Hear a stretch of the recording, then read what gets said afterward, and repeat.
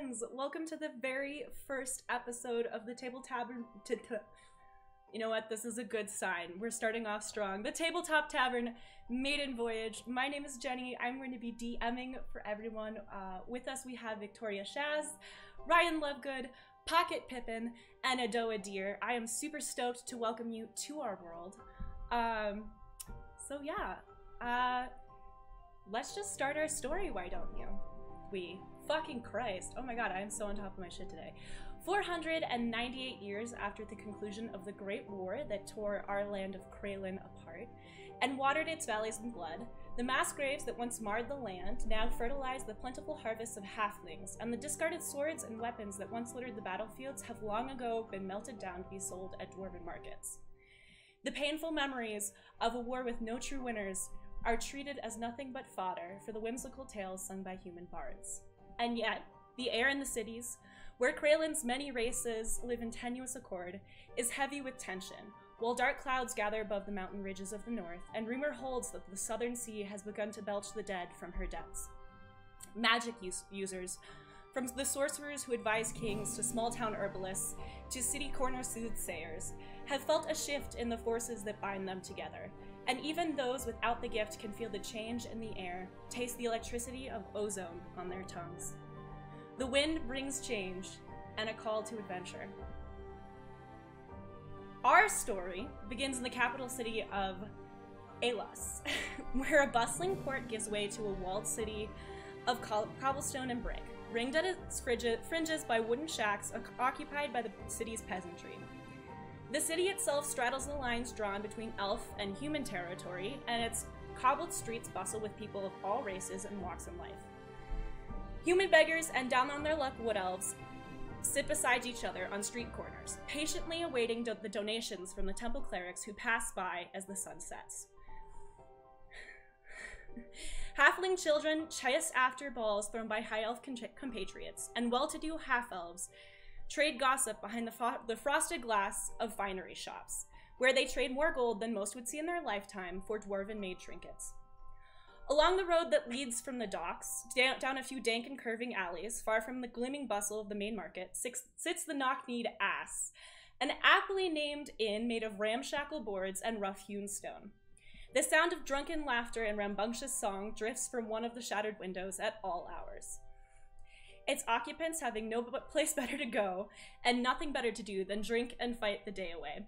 It's not the kind of place you would expect to find a respectable person, and yet, one fateful day in late spring, a young noblewoman steps through the doorway, a warm breeze, the warm breeze that follows her, stirring the thin layer of sawdust that covers the floor.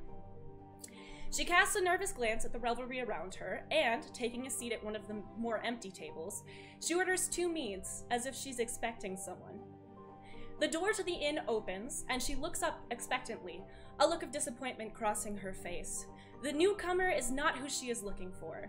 This man is tall, with long dark hair and blue-tinted skin, not the short, fat man she's awaiting. He says something to the bartender, causing him to laugh loudly, and the man smiles. Even from a distance, the noblewoman knows the smile of a man who cannot be trusted.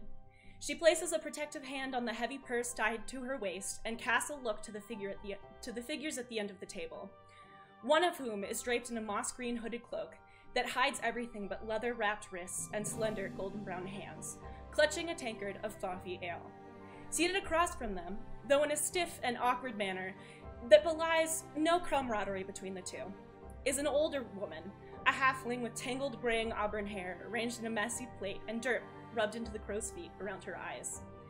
The door swings open again, and as the noblewoman snaps her attention to the entrance, her view is blocked by the man from before, smiling his suspicious smile, arms laden with 4 tankards of mead. "Is this seat taken?" he asks, and, not waiting for a response, he settles across from her, sliding 1 tankard in her direction and the other 2 tankards towards the silent figures at the end of the table. "Drink up. First round's on me."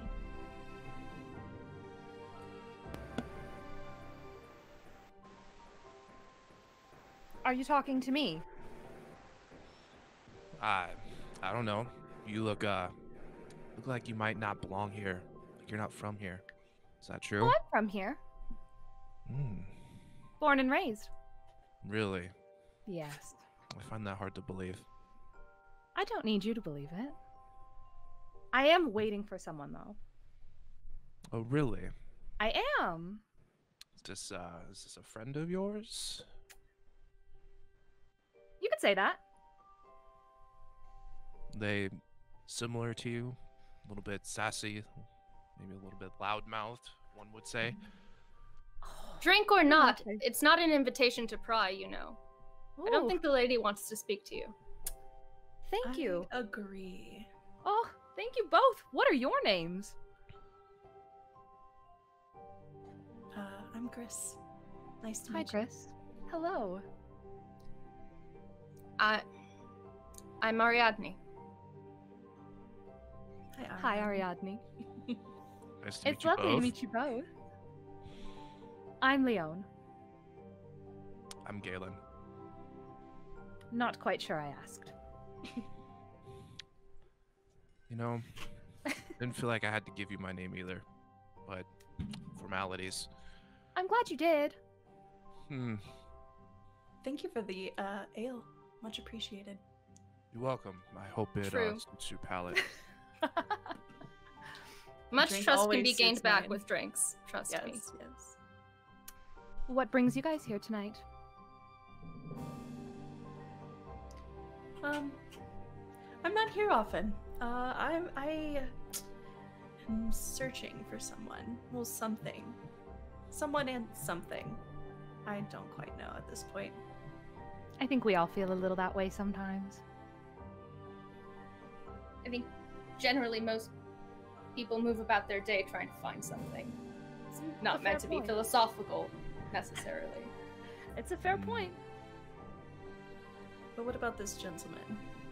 I'm more concerned about his reasoning for being here. This is a very good question, and I'm glad you guys feel the same way that I do. I need a change. Interesting. I lived on an island.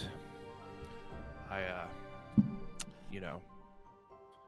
may not have had the, best life there. But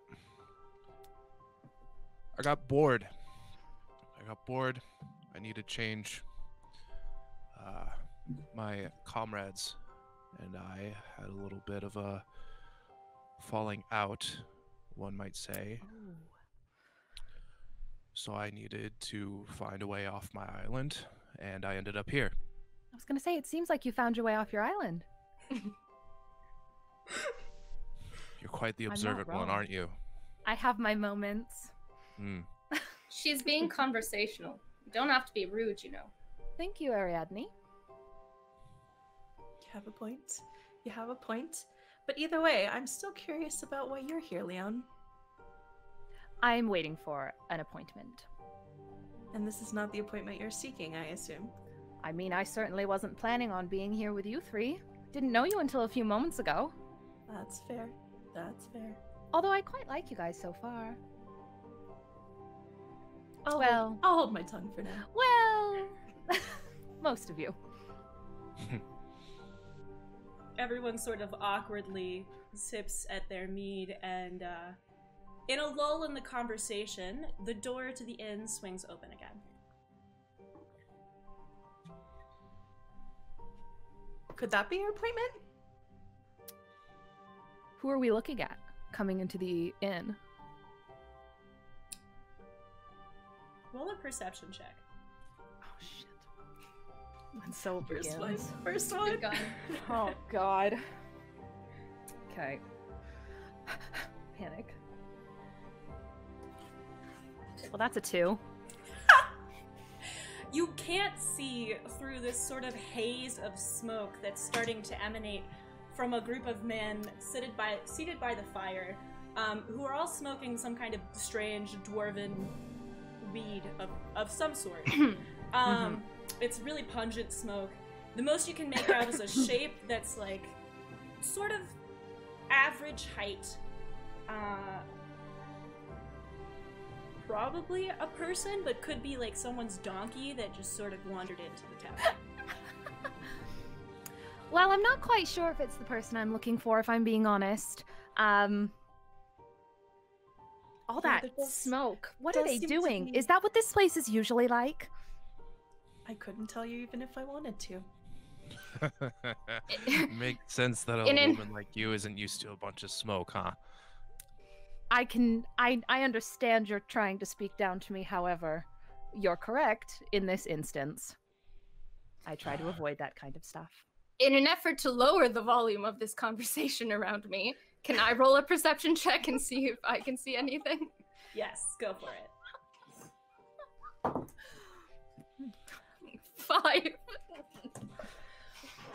Whoever it is that is emerging from the smoke that permeates the air has started a conversation with the bartender. You can't hear what it is. You can only really see the bartender's face, which is just somewhere between like disgust and boredom. Okay. Doesn't seem to be pleasant, whoever it is. Doesn't That's seem for to be sure. your date, whoever it is. I wouldn't call it a date. Not a date. Not by any stretch of the imagination. Your appointment. I expect My my bad. tutors to take me to much fancier locations. Let's put it that way. I would Typical. imagine so. So, what kind of appointment is this, after all?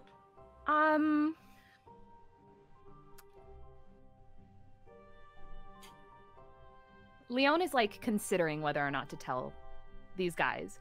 She's like, she might be like a noble, but she's like, do I tell them? But also maybe it'll help, right? So I'm trying to like tell you guys what's going on through her head. And so she says, I'm meeting with an investigator of sorts. An investigator. Yes. For only strictly legal purposes, I propose. Yes. There's nothing illegal going on. I'm searching for someone. Can I By the roll a look of perception- him, you're in good company. Can I roll a perception check to see if she's lying? Go for it. 18. She's not lying. She's telling the truth. She's just, you can tell that she's neglecting the truth. You've done enough telling lies that are similar enough to the truth to know that she's only lying by omission. Hmm. Okay. At this point, the bartender starts to approach your table.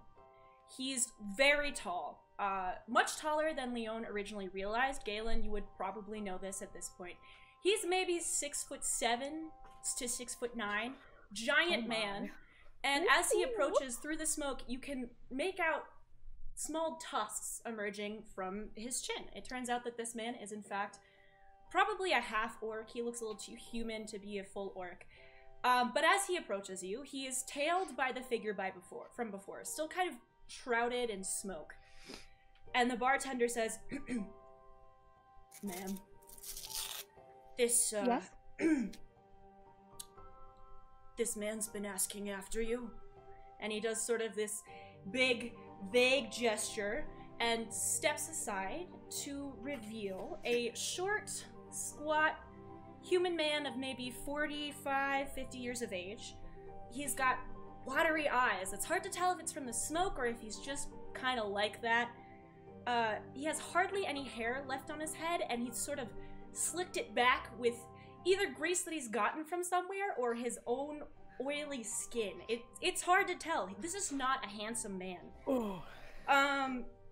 He holds himself It's not very nice. in like an awkward manner that seems to indicate that he thinks he's too good for this establishment. And he he clears his throat. Lady LaBelle? That is I. I'm afraid he casts a look to your companions and says, would you like to take this conversation outside? I think that would be best. Nice meeting you, Lady LaBelle. Thank you. Yourself as well, Ariadne. And Grease. Best wishes. No comment.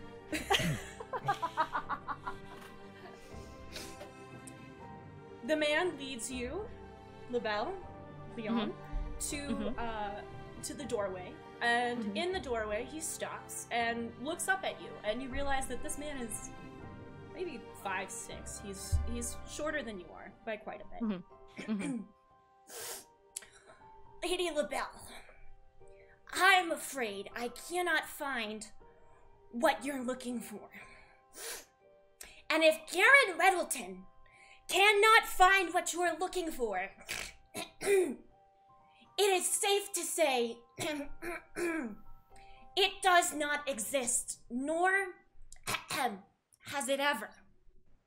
He looks quite proud with his assertion and sort of does like a little smug smile, wiping his nose as he does so. Garen, can I call you Garen? Lady LaBelle, this is a professional meeting. You will refer to me as Mr. Reddleton, or you will refer to me as nothing. Mr. Reddleton, what you're saying is not possible. I paid you a quite large sum of money in order to find what I am looking for, and failure, quite frankly, in my opinion, is not an option. So I guess I just want to know how you intend on either paying me back for your lack of success or endeavoring to actually give me an answer that I'm looking for. He sort of grabs on to the edges of his cloak and rocks back on his heels. Lady LaBelle, I made it quite clear when you hired me that I do not give refunds. And what I am saying is by no means an extension of the truth. He sort of clears his throat very loudly. Leon is so impatient at this point. Leon is like, just say it. Just get your words out. If I were you, I would give up on this fruitless endeavor, or if you have a death wish, you can always go to the library of Freylin in Elven lands. I would not be welcome there, but you. And at this point, he casts a very pointed glance at Leon's face and ears and makes a sort of expression of disgust. Would clearly be welcome there in capacities that I am not. Now, Miss LaBelle. He does away with the formalities and sort of spins around on his heel. I will be taking my leave. Go back and have a drink with your compatriots. And he stalks away. Leon is mad. Is he like, how far away is he?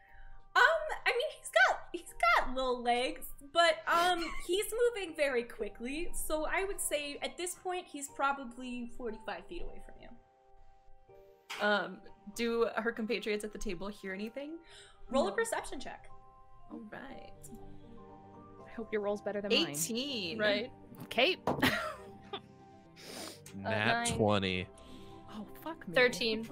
Okay. All right. So Galen, overcome with just kind of curiosity and also sort of a desire to look into that purse hanging from Leon's belt, sort of peeks his head around the doorway and actually catches the entirety of the conversation. Gris, seeing him move across the room to do so, sort of follows after him, less out of curiosity and more out of like, a woman who's been on this earth long enough knows when somebody's looking to rob someone else. And Ari, you sort of get really involved with this pint of mead that Galen has delivered onto you, and watch the other two kind of wander away, but aren't really that interested in what's going on. So, are they still there when I turn around to head back to the table? Galen, give me a stealth check. Okay. Go for it. 14. All right, Leon, can I get a stealth check from you? No, actually, a perception check from you. Should Gris? Sorry, I get it. We've had weeks to practice that, and I keep saying it wrong, and I'm so sorry. Should Gris not also be doing a stealth check? Gris is currently kind of hiding behind Galen, and given her small stature, as long as she follows behind him, she'll be fine. Okay, fine. Let's get a perception check from you. Fuck me, I got a 7.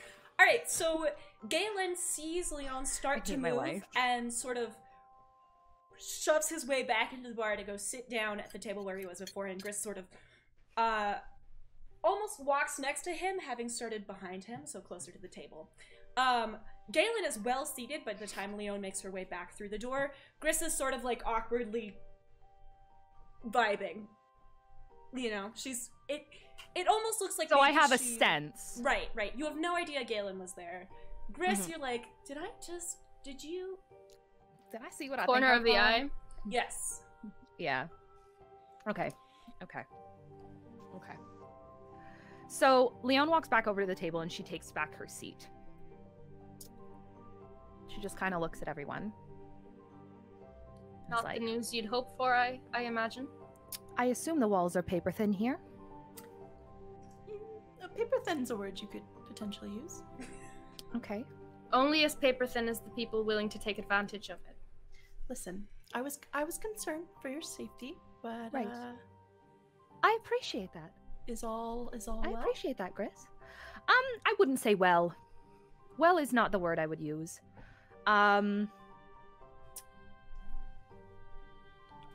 Really, I had no idea.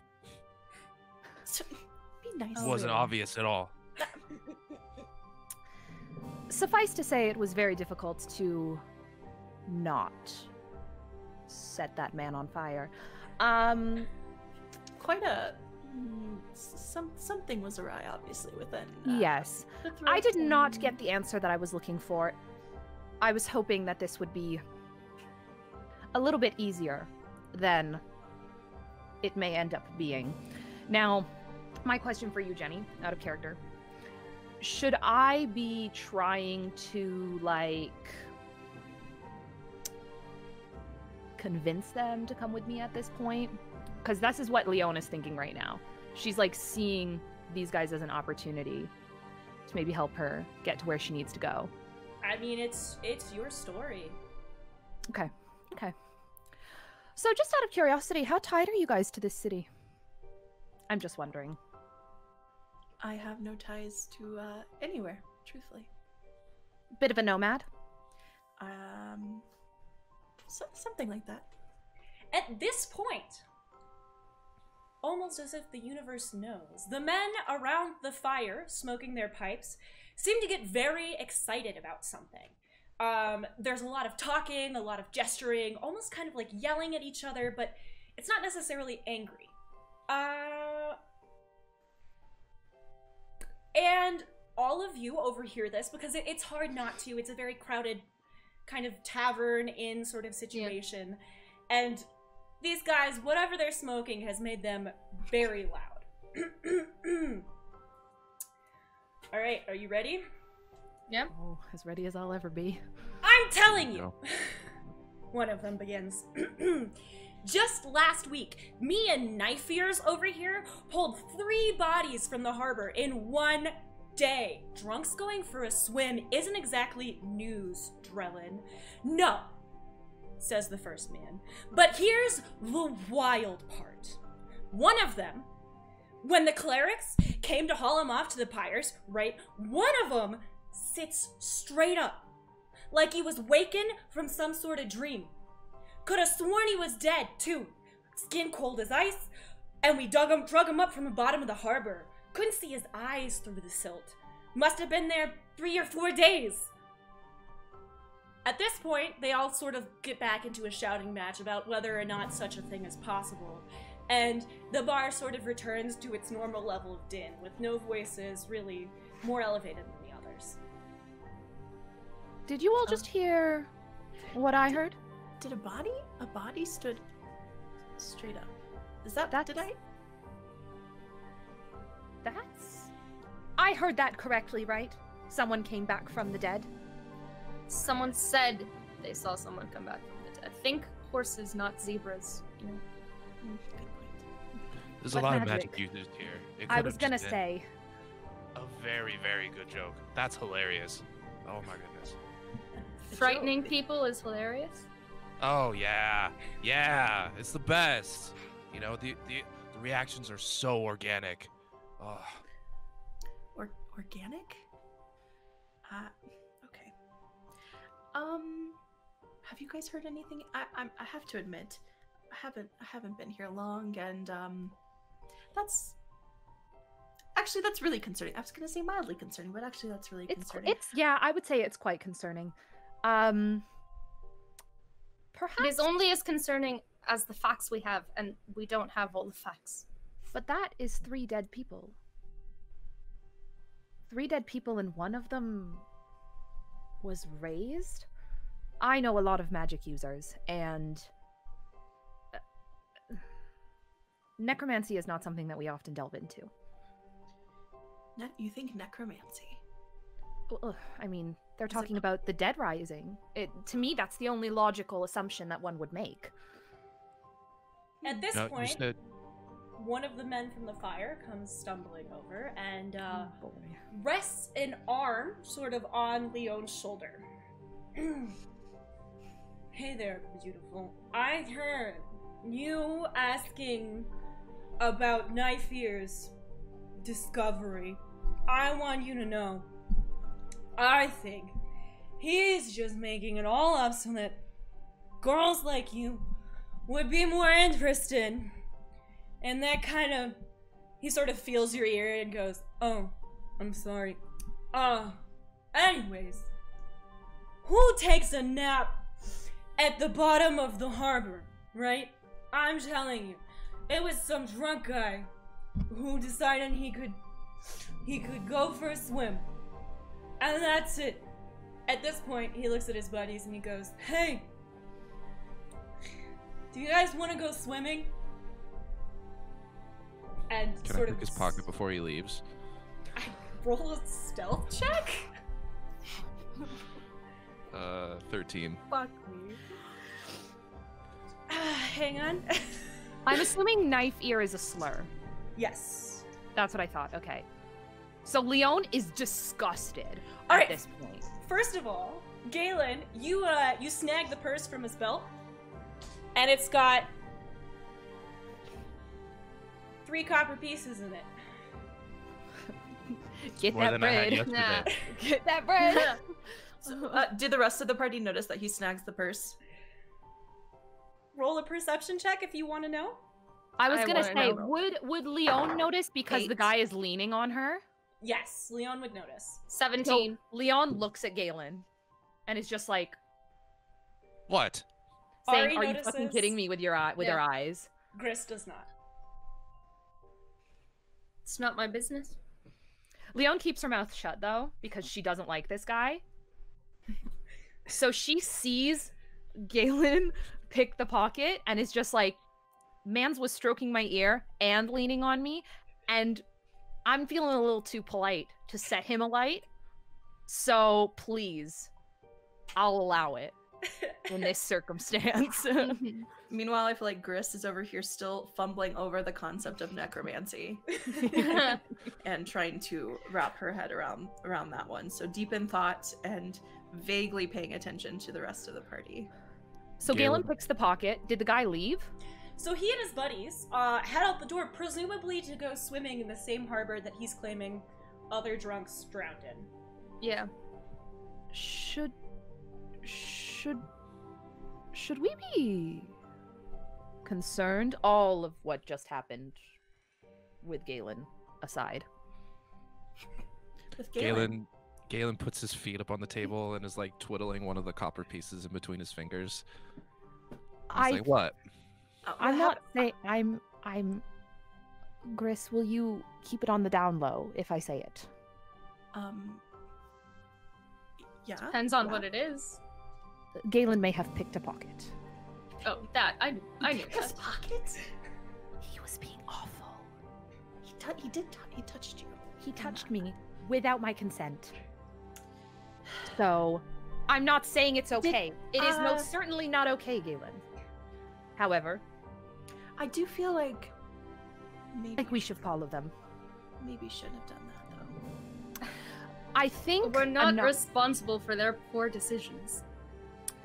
You really I'm think not that saying guy's we're gonna responsible. notice? That's not what I'm concerned about. See, this is what I'm thinking. They said that all of these people have been dying in the harbor, and out of the blue, this drunken man now says he wants to go for a swim. What time is it even? How cold is that water? They're, first of all, not in a state to be swimming. That harbor is certainly not in a state to be swimming, just as a general rule of thumb. And in You're not wrong. addition, I'm well aware, Ariadne. Oh God. I'm just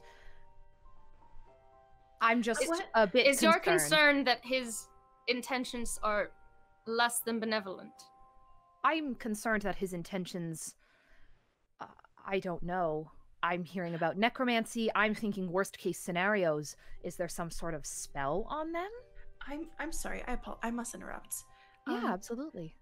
What exactly are they smoking? And do you guys have any idea? Any This is what interaction I with was this? just concerned. Galen, do you know? What is that? Is that a preconceived judgment you got there going on, Miss LaBelle? No, you made it sound like you had frequented this bar in the past. Hmm. And therefore I was curious as to whether or not you had any inclination as to what the general smoking consumption product was here. I don't, unfortunately. It does seem rather odd that anybody. know. Will I have a feeling will have spent the most time here. Can I roll to know if I recognize it? Yes. Actually, I'm What gonna do you roll a nature check. Cool, gotcha. Oh. What is my nature? Cool. 18. All right. So, from the smell, and your I don't just drink. your childhood in the woods, and your time since then, traveling around, doing whatever it is you've been doing, especially your time in the woods, you know it as a naturally occurring plant. They call it dwarf fruit, although it is actually most commonly used by the wood elves, largely as a route to connect with their spiritual centers. It's non-hallucinogenic, it more just kind of imposes a gentle high. Humans have grown very fond of it. It is addictive, Makes sense. but most elves don't have a problem with using it, only sparingly. Okay. Do you impart that knowledge that Jenny just imparted on us to us?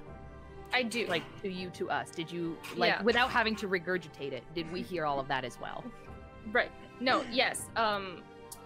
I just stated as fact, not to anyone in particular. Right. So, Ariadne, would that cause Yeah. someone to take a sudden urge to swim in a time that is not good for swimming? No, Not as far as I know. It's quite gentle, really. I have to admit, I've heard of it several times, but I haven't have? come directly into contact. But I can't imagine. There has to be something else at play here. Then I'm wondering if one of the people as a part of that party are a little more sinister than we thought. Either way, I think we should go investigate. I just don't.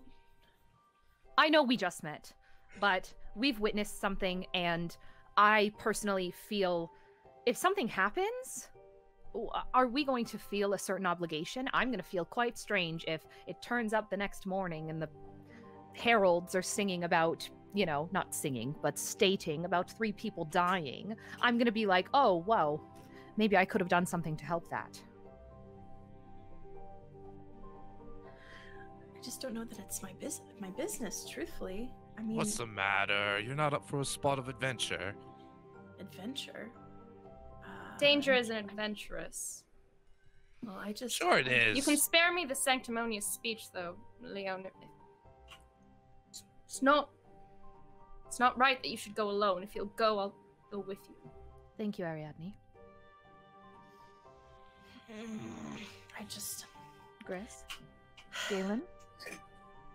This bar's boring. I want to go out there. This is a fair point. Is this your reasoning for everything? You're bored. Seems like Give it or might take. be. enough. Ariadne, you feel positively about going with them. I feel slightly less than ambivalent. It's better than poorly. Leon. Leon smiles. Galen Very flashes a charming smirk smile. at Ariadne. Ari gives the slightest of smiles back. Not even. Leon, are you attempting to get Gris to come with you? Yes. Can you roll a charisma check? Bet your booty I can. And Gris, let's get we're gonna say. So is this a wisdom. charisma check or a persuasion? Wisdom. Let's say persuasion. Gris, yours is gonna be a general wisdom. 5. So I rolled a 12 and I have +5 on Alright, persuasion. So that's gonna be a 17 versus a 5. Leon flashes you her most charming smile, and it reminds you of someone who you can't quite place, but it brings a very warm feeling to your heart. Almost reminds you of your childhood. Maybe someone you were close to back then. Will you come? Please. There's something about you, Leon. I guess I'll come along. Thank Begrudgingly. you.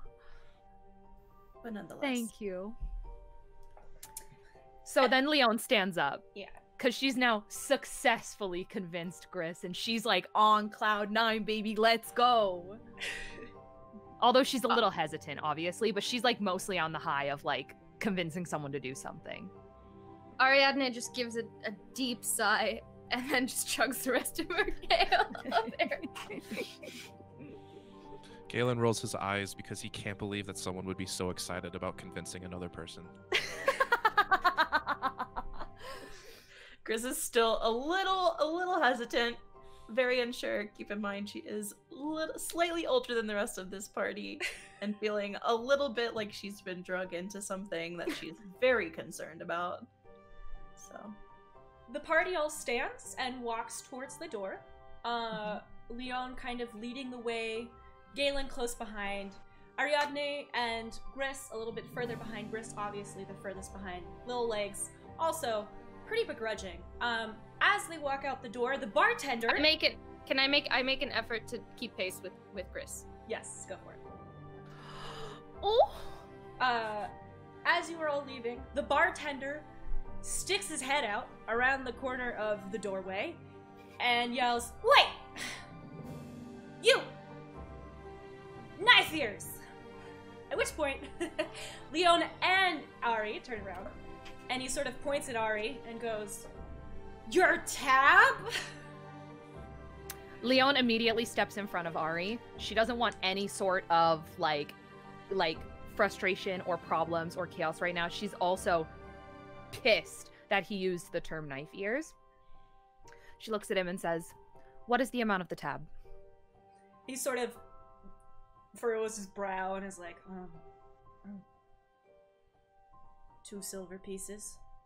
And if I pay you double, will you never use that slur again? He sort of shrugs and is like, "I'll tell you whatever you need to hear to get double of that." She gives him 4 silver pieces and says, "Leave." And he goes, "Thank you, knife, your ladyship," and sort of Thank takes you. it, pockets 2 of the coins, and returns them to the inn. Okay. As Can soon I as circle back and steal 2 of those silver pieces back? I can't believe you. Roll stealth, I guess. Jenny's Fair. like, fuck me. Actually, let's get a sleight of hand check. Sleight of hand. There you go. We got expertise in that, so this will be interesting. All right. Well, 7. 17. As you No, reach 7. You got a 7? I got a 7. 17. So, as you I'm reach- rolling a perception check to see whether I'm witnessing this. I mean, hang on. Or am I gonna witness it no matter what? As Galen sort of reaches for this man's purse, he whips around and grabs Galen by his wrist, hoisting him into the air. Wait, he says. You didn't pay me for the drinks earlier, and now you try to do this? And he takes Galen by the wrist and sort of almost throws him across the street. Galen goes clattering into the into the other side of the street, sort of up against a cobblestone wall. And I'm gonna need to find a D4. I thought I was only gonna have to use a D20. Oh no, Galen. Galen, what is your max HP right now? 10. Hannah, oop. You take 3 damage. So you are sort of bleeding from your nose. At this point, your compatriots notice that your blood is blue. I quickly wipe the blood from my nose and just mutter a curse under my breath. Question for you, Jenny. Yes. Because of Leon's upbringing, does she automatically know what that is? I'm gonna say that Leon is more aware than the average person of the multitude of peoples who populate the world, especially the Knife Islands off of the Sword Coast. So you're gonna recognize that as being sort of a trait that you associate with the island people. Okay. Yeah. So oh no, you can I get into a fight with this man? He'll kick your ass. He's 6'7". Like, do you want to be beaten to death right off the beginning? Please don't die first episode. I'd probably cry. And Leon doesn't even like you that much yet. All right, Galen like bites his lip and spits blood out onto the ground and looks the barkeep dead in the eye and just like flicks him a gold piece and then walks away. The barkeep kind of nods, puts it in the purse Galen was just trying to steal, and then takes the purse and carries it back inside. So he takes it off of his waist, carries it back inside, sort of like a fool me once sort of situation. I think this is where Griss's kind of motherly instincts come into play. Hold on, can I go back like 20 seconds? Yeah. Before Galen started trying to fight someone, after Leon had stepped in, I just, as soon as he's turned and Galen is going to try and do this, I just like kind of mutter, I didn't need you to do that, and fumble and just like push 2 silver pieces into her hand and like kind of turn around and walk off a little annoyed. Leon begrudgingly takes it, but she didn't do it to like, she just did it to stop the chaos. She didn't want to start a fight. That's all that it was. But she doesn't say anything to Ariadne yet. But I'm just catching just up. kind of lets Ariadne leave. Cool. That was all. That's impressive. Now, Leon turns to Galen and goes, was it worth it? He kicked Just my out of ass. curiosity. It's fine. Worth it? Is he okay? Are you okay, Galen? Are you okay? I'm fine. I'm fine. He knows his limits. He's fine. Galen like cracks his knuckles in his neck and he's like shrugs his shoulders a bit. He's like, I'm fine. I'm fine. Are you sure you're actually fine though? Don't do the I'm fine, but you have like a broken finger. I think Are you actually fine? Galen flashes his eyes in like a shut up kind of way over at Leon and just starts walking. This is where I think Leon looks at Griss and Ariadne and is like, he's not fine. He absolutely is not fine. Can we convince him to let me take a look? I cannot. I think we need to let him recover his Pride? I don't know. Yes. Machismo. Whatever we want to call it. Beyond. Just ask him. By in a your little bit. suspicions, there are other people who are bound to be not fine if we don't get to This is my wherever concern. the fuck we're going soon. So Galen just started walking away. Galen does know where the harbor is because it's where Okay. he would have arrived to the city from. Okay, that was my next question. Yes. And is he heading towards the harbor? Galen, are you headed towards the harbor? Yes. All right. Okay.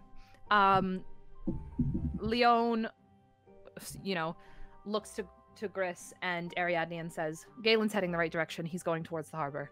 This is where I'm from. We should all head that direction. Okay. Fair enough. You all head towards the harbor, and as you go closer, you can hear sort of the merry, drunken singing of the men who you were following. And as the harbor comes into view, you see like these big docked ships, the occasional smaller sailboat, and sort of a large open area where probably a large ship has departed from. There are docks there, and the men stand on the docks. They're kind of like stripping off their clothes as if they mean to get in the water. And how far away are we from them? 300 feet. And are we all walking together? At this point, Leon and Galen are ahead. I would say Galen's probably 10 feet ahead of Leon. Leon's probably 5 feet ahead of Gris and Ari. Okay. Leon goes, Galen! Galen, like, looks behind his shoulder and just, like, kind of, like... Can you slow down for a second? We need to figure out a strategy. Galen, like, stops in his place. I'm not asking. Thank you. Galen stops in his place and turns around with his arms crossed, and he's like, what do you want? We need to figure out. You can't just go bumbling in there. I think we can. I don't think that's a great strategy. We don't even know what's happening. They're high. On what? On What is dwarf the fruit. concern? There's got to be more going on than that. I agree. Don't tell me, Ariadne. Don't tell me you think I'm wrong, because I know I'm not wrong. At this You're point, not- one of the men sort of spots you all and goes, Oi! Beautiful! You follow us here or what? Galen, like, throws his arms up in the air and, like, looks at Leon like, look what you did. I did that? Would have Leon's happened the like- same if we'd just gone. You Hey! made us stand in place. So Leon stops for a second and looks at them, and she puts on her, like, sweetest voice and says, I didn't follow you here, but I'm wondering why you want to, I guess, be swimming at this time. Is the water not going to be cold? She's, like, trying to reason with them. Oi! Lady, it's hot! Says one of the men. And another one chimes in and goes, Why don't you get in here and come with us? I didn't bring my swimming gear. You guys Feeling should consider facepalm. that. They sort of look at you like from a distance, the vibes are like, swimming gear? What are you Leon's like- talking about? Come on! One of them sort of jumps into the harbor, and there's like a big splash, and his head pops up from a distance, so you can tell that he's either floating or, he's keeping himself afloat somehow. What season is it? It is late spring. Okay, so is the water actually warm, or are they just saying that? I mean, so the Do we weather- have to risk hypothermia? The weather is warm. Does hypothermia exist in this world? The water is not cold enough to give you hypothermia at this Okay. point in the game. Okay. So, Leon kind of looks at them, and she looks at Gris, and she looks at Galen. And she says, I think I'd just like to watch for a bit. And bats her eyelashes. Not that they can see it, but she does it instinctively. It's just a habit. Galen looks her dead in the eyes and says, you like watching men take off their clothes and swim in the harbor, huh? Not even remotely, Galen. I'd rather die, actually, right now. But I don't want them to die, so Then why are we standing here? I don't want them to die. I'm very worried. I don't know what's going on. At Chris this is like point, absolutely. I just have a bad feeling about this. What was your plan, Leon? Physically just- restrain them? Watch them and make sure that they don't drown. And then I guess I'll call the guard if they start drowning or something. Maybe not. That's probably we're a just bad here to- idea. I don't know. We're just gonna Then watch these drag me bumbling away. idiots I swim. think that's what we should do. What do you guys think we should do? Bad idea. I think we Was should it? mind our business. We are I'm with Gris. observing. Let's find a bench. Another We one of could have. the men jumps in the water, and the third man kind of continues to look at you all, like sort of squinting, and he starts stumbling in your general direction. Oh, Okay. great. Now, what are we gonna do now? We're gonna talk to him, and we're gonna try and find out what's going on. Okay. Oi! Well, I won't be doing the talking. Leon smiles like, don't even worry about it. So why are you here? If you wouldn't come to go swimming, like some Are kind of spoiled, no good queen person. Oh, I like being called a queen. Are you the one who saw the man raise from the nap? Leon very specifically says nap because she knows that, like, maybe saying dead Not might, like, inside panic. freak him out. You sort of notice that this man has distinctively elven features and pointed Mhm. ears. And he sort of goes, "Oi, yeah, that's me. I pulled him up, and it was like he sort of trails off for a second. He's like, you ever been really tired, and you sleep for like most of the day, and then, you know, your mom kind of comes out and she yells at you, and you're real tired, but you have to get out of bed, and your eyes open real slow. That's what he did. Sat right up, scared the shit out of the clerics. They were gonna burn him. Instead, they and he sort of like falls over and finds himself leaning on Galen. He Galen sort of like crosses his arms uncomfortably. he like strokes Galen's head.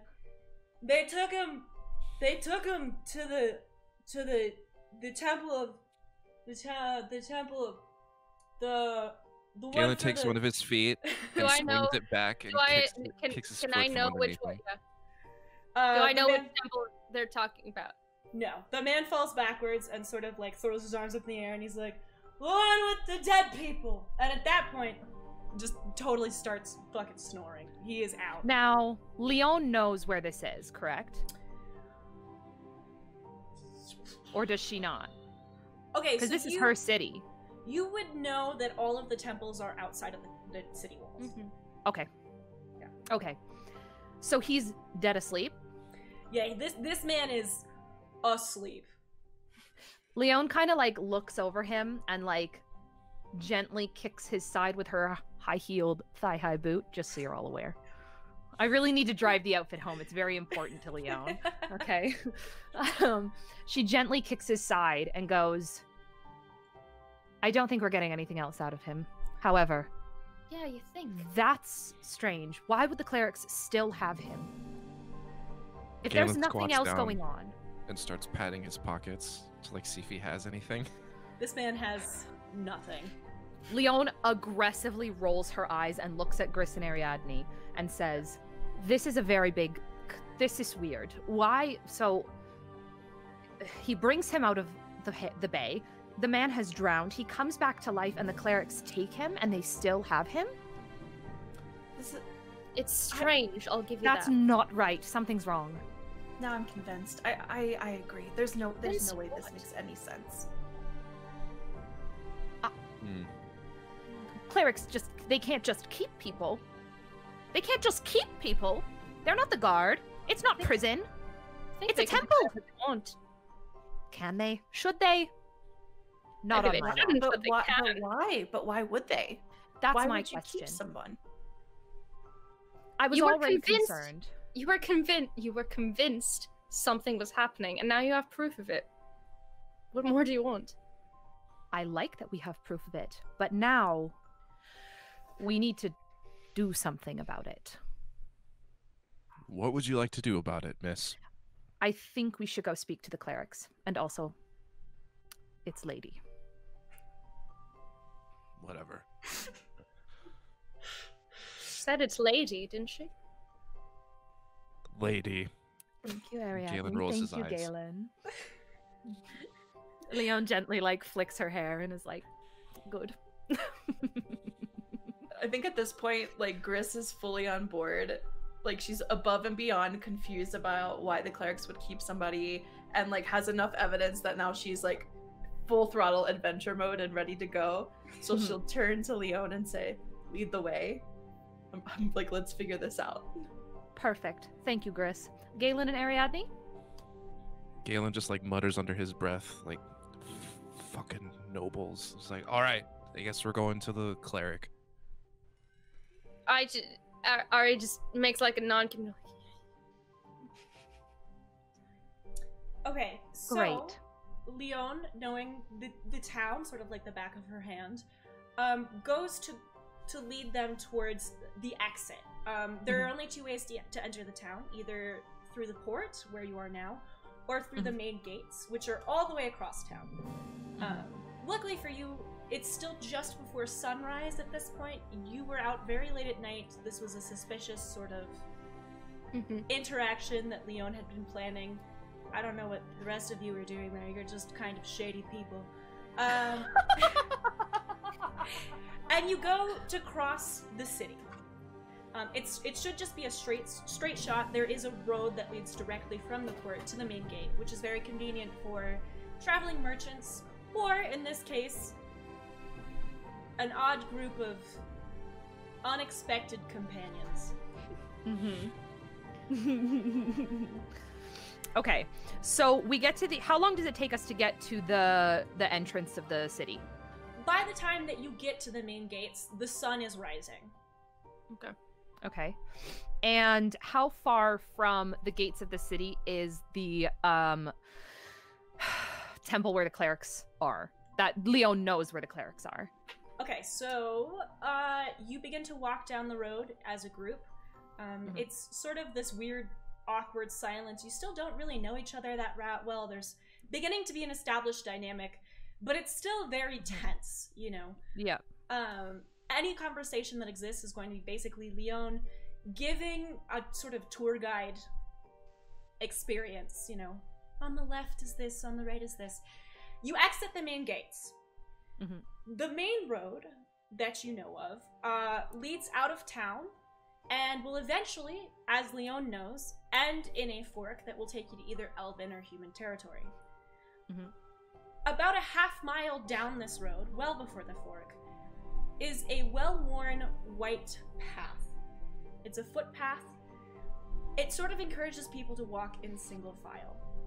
You can see ahead of you on this path someone hauling a cart that appears to be full of dead bodies. This is a city, after all. There is some, you know, bring out your dead sort of situations, especially in the more Oh my god, I was just gonna impoverished say areas. that. I was gonna make a Monty Python reference. I'm so glad you did. Totally out of character. Love it. So we can see the cart in front of the pathway. It's going the cart- down this like sort of well-worn pathway. So are we ahead of it or behind it? You are behind it. Okay. How bad does it smell? It's dead bodies after all. This is an important question. Leon would know. She's got You're sensitive maybe nose. like 50 feet away. It's not great, but further down the path, there is a stronger scent of burning. Okay. Burning flesh. Are you all smelling that? Leon looks back to the three of them. Gris is directly behind her, I assume, because Gris was the first one on board. And then, I don't know the order that you guys would be in. At I feel like I'm probably later behind. 'cause I'm Galen pretty would have slow. passed Gris, probably. Okay, so In Galen's behind me. patience. Yeah. Okay. I So I still look back. pace with- I look back at them all, and I'm like, do you all smell that? I should hope so. Do you not see the cart in front of us? I see the cart, but do you smell the burning? Gris is like trying to like look around everyone and like see because she's so tiny and small, and she's like hoofing it as fast as she can, and like I smell it, but I don't see anything. How far away are we from like the clearing where we'd be able to see the burning? It's more of a the curvature of the earth is going to, as you move forward, you'll be able to make sort of more of a clear perception of where you are going. Okay. And presumably the source of the smell. Leon picks up her pace ever so slightly, not realizing that she's doing it, just doing it purely out of anxiety. She's a little stressed. She has a weird feeling about this, and, you know, she just slightly starts to pick up her pace. So Gris from way in the back is like, Leon, please, dear, please. Gris? I could you just slow it down a little? Oh, sorry. I'm sorry. I am so sorry. Oh my goodness. I'm Leon doing my best, immediately and feels terrible. I know it smells, and it smells strangely of burning. That's what I'm concerned about. I interject with, Leon might have a point. We have no way of knowing that the burning is over. So, Ari and Gris, can I get religion checks from both of you? Yes. Oh, there we go.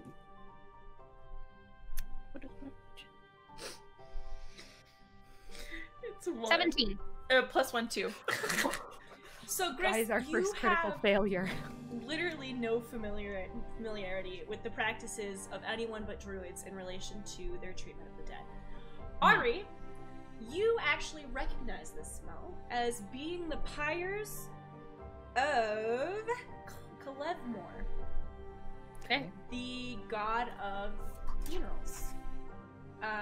You know, not from your own practice, but from the education that you received, that people who oftentimes occupy cities will have a temple to Kalevmor, where there are pyres that burn at all hours of the day, at which you can burn the dead after they are prepared by the clerics. Yeah.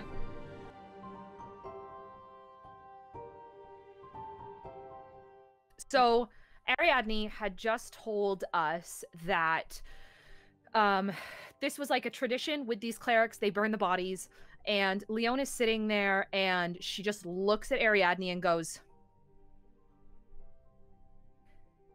"That all they do? They just burn bodies. That's it?"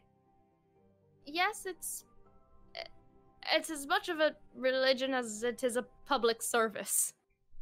Okay. So, if these are the clerics that are burning the bodies, okay, that makes sense. That's their job. Yeah. Why would they be keeping an alive body? Do you have any idea at this point? I just want to go in here with as much information as humanly possible, or elvenly possible, I suppose. I wouldn't know specifics, but I Okay. imagine if there were some sort of outbreak, they'd want to know what it was. Outbreak. I Interesting. mean, like so are you worried this is a plague? I'm not really worried about much at the moment. Beyond That's fair. beyond your concerns. Okay, I say we continue to move forward and attempt to discern what's going on. I'm just, honestly, my mind's going to the worst place possible, and I would I'm caution at this you. point. Yes, I would caution you to not jump to conclusions. That's all. but I'm good at that. It's a skill that I have. Well, you need to not be good at that. Hear me out on this. Do what I want. Sorry, I'm still trying to catch up back here. If y'all just give me a moment, I'll be there in just a minute. Just a minute. Do we wait for Gris? I do. Please. Leon also does. Leon's like staring at Galen. Galen stares back. Like, don't take another step. Don't do it. Wait for Gris. So Gris finally comes and is finally catching up on all the conversation. Aw. So you said this. I heard plague. Plague? Is that Not necessarily? We were brainstorming, We don't know. Chris. Nothing Ariadne more. said there might be an outbreak. Sorry, I just Don't know what's going on. hard to hear, far away. Just carry on. Carry It's okay. Yes, don't worry. Jenny, how close are we to situation? Like, how far is it? As you move forward, now that Gris has caught up, Okay. it sort of rises like a tombstone. It's this big gray temple on the horizon. And as you approach, you can see adjacent to it are 3 large pyres. They're like bonfires, but contained within like almost goblet-shaped statues. That are like emitting these big clouds of black smoke, which now that you know what they're used for, makes a lot of sense. As you approach the temple, you can see that there are like large steps leading up to it, and the plague cart sort of thing has stopped beside one of the pyres, and there is a figure dressed in like a plain kind of black hooded outfit approaching the person who has hauled these bodies in. And does Leon recognize that as a cleric? Yeah. Anyone recognize that as a cleric? Ariadne does. Cool. Okay. Ariadne, do you tell us that that's a cleric, or do we not know? I don't think I tell. I think I assume you either knew or you don't. It does not cross my mind to tell you. Leon stops and looks at everyone and goes, does anybody know what the clerics look like here? I'm not one for this kind like of religion. that guy. One in the black. Yes, the one in the black. Perfect. Leon puts her shoulders back, stands at her tallest height, and starts to kind of walk over to the cleric, gently waves, hello, good sir. May I ask you a question? The cleric turns around, and Leon realizes that this is, in fact, a woman. She is probably about 5'2", with skin that does not appear old nor young. It's sort of stretched tight against her face. She definitely looks like, if you had to place her age, probably in her mid-20s. But when she speaks with the voice of an incredibly old woman. Yes, my child! Okay. Leon looks down at her, and Leon's a little unsettled. The voice is freaking her out. And she goes, Leon says, may I ask your name? There are no need for names in the service of Kalevmore, my child. But you may call me sister. So... Sister, thank you so much. My name is Lady Leon LaBelle. I'm here inquiring about a few things. Predominantly, someone who I understand is in your care at this point. The woman looks taken aback, and she's like, my dear woman, anyone who is in our care can no longer be asked after. For they have departed from this plane into the next. At which point she sort of turns around and starts to make as if she's going to walk away from you. Leon looks back the team quickly. I speak up, like as the sister's walking away. I just speak up and hoping to halt her in her tracks. There might be more. More? She has a point. Sister? Hi, sister. I wasn't finished speaking with you. First of all, I am not Miss, I am Lady. Please address me as such. In addition, I have reason to believe that you have someone under your care that has not passed through this plane of living and is still on this current plane of living. Can I maybe come into your temple, take a look around? Is there some sort of leader, a head cleric, if you will? Another sister, a head sister? Someone that I can talk to who's in an authoritative position. Did you just ask to Just speak really to the manager? Karen.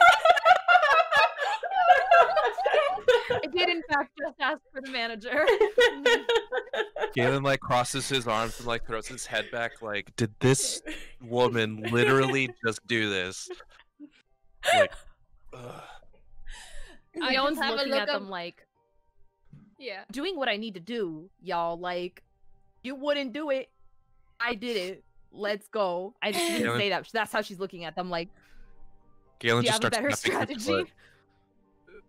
strategy? My dear, Grizz at this point is just digging in her bag, looking through some like herbs and shit. Like just Uncomfortable. my dear, nobility holds no meaning after death. And she sort of looks past you in the direction of Grist, and her facial expression changes. You! Me? Sorry? Yeah? Hi? You are searching for something. And like at this moment, like completely crestfallen expression from Gris as like emotional kind of turmoil overcomes. Do we all clock that? Yeah, I think she said it out loud. Yeah, we you all clock sort it. of. If you paid attention to Gris's reaction, you clocked it. Yeah, I take a half step in front of her. How did you know? At this point, the woman turns back to Leon and says, "You are looking for the man Correct. who cheated death. That is the one. You will not find the dead man walking here. He left several days ago. But Okay. I sense there is one with you who knows of the ones who walk only in their sleep, who cheat death as if death is something that can be missed." And at this point, she sort of does like a hood toss that is equivalent to a haughty hair toss and spins around and says, "I will see you when you pass from this plane to the next, which," she spins again and makes eye contact with you and goes, "Lady LaBelle, maybe sooner than you think," and then stalks up the stairs. Galen puts his hand on his dagger sheath, just in case. Leon is kind of standing there stunned, at a loss of words. This is not something that she expected to be said to her. First of all, she's very rarely at a loss for words. She looks at everyone. And then She goes, Gris. Oh, What did she mean? Do you know? Who knows that? Who knows what who's hiding? What's happening here? at Someone this needs point, to say something. There's something that needs to be said. At this point, Gris is actually seated on the ground. She has at some point sat on the ground and is once again ruffling through her bag. She's digging very manically. There's, bottles of herbal remedies kind of spewed on the ground, a couple of herbs, some scrolls, and you notice she pulls out kind of this giant leather-bound book and like frantically just starts flipping through it, but ignores Leon's Leon looks comments. at Galen. I'm looking between them both, just back and forth for a second or two. I go, I wouldn't pay much attention to it. If it's true, it's not worth worrying about, and if it isn't, it's as much a parlor trick as anything else. I'm not too concerned about my own death. Nobody can really predict that sort of thing. I'm more concerned about the fact that somebody's been hiding something about knowledge about dead bodies and people returning from the dead, and, we've gone on this whole mission thus far, and nobody thought it would be important to tell the team that they knew about this. It's not dead Leon looks at bodies. Gris. It's not dead bodies. It's a little more it's dream walking. It's Would you really like to expand upon that further? I'm looking. And she's flipping through this Fine. book and trying to figure out and read through these notes, and you guys notice that it's, kind of chaotic. Notes scrawled in margins and diagrams and pictures and dog-eared pages and bookmarks kind of sticking out here and there. And Gris sighs heavily as if she hasn't found quite what she's looking for, and kind of looks up at you Leon guys. walks over to her and kind of kneels in front of her. But she's like at her level. She looks you in Leon the eye. goes- Yeah. Leon goes, "What do you know about what's going on? Even if it's something small that could help us find this person." I think you know something. We're not angry. I'm not angry. I want to know. Grizz is super nervous to kind of unveil anything. You know, she's been a little bit wary of the crew up to this point. Obviously took an interest and this concept of someone rising from the dead, and still is very, you know, deep within her thoughts. And she just kind of looks at Leon and says, And Gris, you don't have to share, remember. There's... Yeah. It's rather complicated. I don't think I can explain it all at once, but it's part of what have any idea where he may have gone? I don't know anything about this person. I don't know anything about where he's gone. All I know is dream walking. And kind of exhales and dream walking? And tremors a little bit. Leon looks up at Ariadne and Galen, then looks back down at Gris. Can you tell us what dream walking is? Have you heard of... I've not even heard of this. Of the This dream... isn't something I'm well versed in. Have you heard of the dream circle? The druidic circle of dreams? Well, can I roll to see if I know that? I think I would, but Ariadne knows about this. cool. Galen's just like sitting there, like picking his teeth with his dagger, and he just goes like, "That's like with people with sticks, right?" It's like his teeth. At this point, Gris is like protectively patting her staff and mutters under her breath, "Staff." Right. Staffs, whatever suits your fancy. So I come from a village called Dreamer's Grove, where using the circle of dreams and dream walking is a very common part of who we are as a druidic people. Elders in our village are known for connecting with the dream world, learning about the future, connecting with some of our old gods in that way. And it's quite complicated. But there are people who have left our village, who no longer wish to be under the Dreamer's Grove leadership and kind of hierarchy that exists within our village. So it's possible that someone from our village could be involved in dreamwalking. And is it only I don't know your more. village? It's only your village that does this?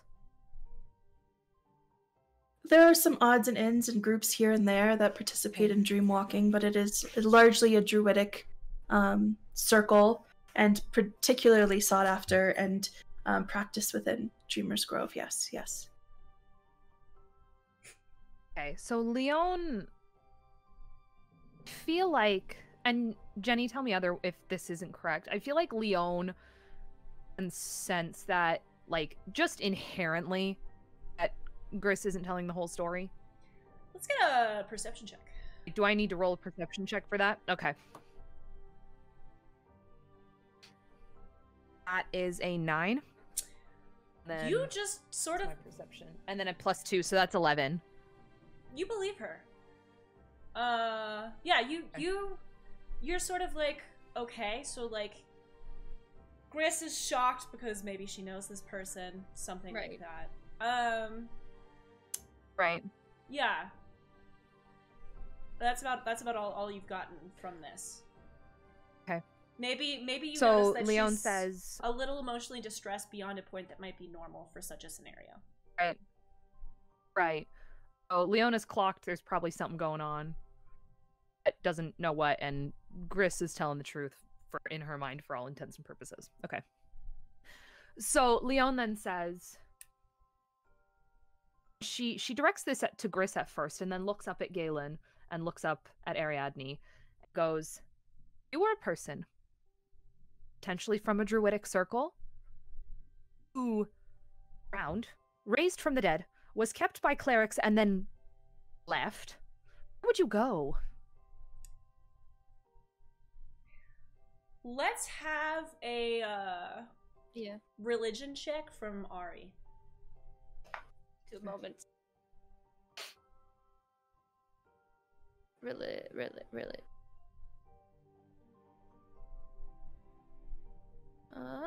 11 plus 2, 12, 13.